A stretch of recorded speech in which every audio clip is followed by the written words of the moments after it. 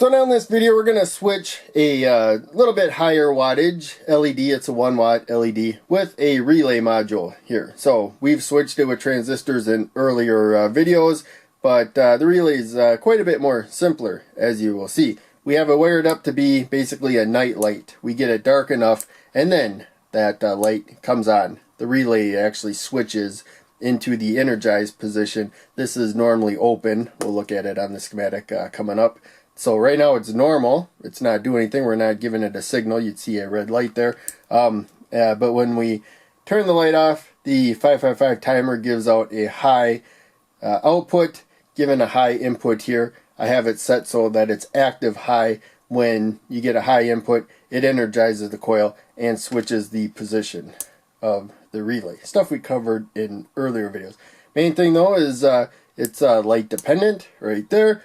If I dim the lamp to the lowest setting, we're actually in the hysteresis region right now. So if we get it darker, the LED will come on. If we turn the lamp back on, it will stay on. So there's a middle ground region where the LED could be on or off, but if I turn the lamp a little bit brighter, we are out of that region right there. So now to begin with, for the basic part of our light sensor, we have a light dependent resistor to the positive supply there, and then a fixed resistor, 10 kilo ohm resistor, headed to the negative supply right there. So it's a voltage divider. If you get bright enough light on there, it gets close to 5 volts, above 2/3 of the supply voltage. So I think it's like 3.3 volts or something. Then it's considered a high input as far as the 555 timer is concerned. If we get it dark, the voltage goes down, and once you drop below 1/3 of the supply voltage, because it's so dark, it pulls the voltage down, then that's considered as being a low input right there. Between 2/3 and 1/3 supply voltage, we saw that hysteresis where the output just stays in whatever state it was last put into.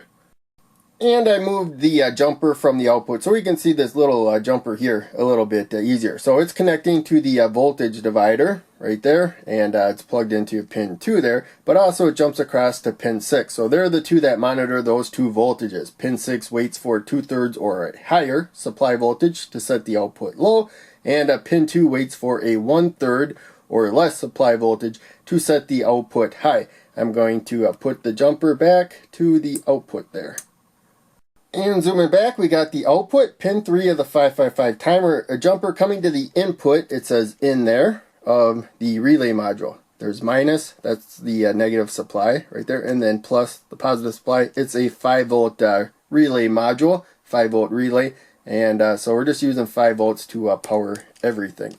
As you can see there, we will move over. So right now, when I have it bright enough, then the switch is in its normal position. This is normally closed, so if we had our LED coming to this spot instead, right now it would be on, but we have it over here in the normally open spot. So coil is not energized, we're in our normal spot, it's open, so the LED is not lit. If I get it dark enough, now we have the coil energized, it's switched, the mechanical switch, so that these two are connected right there.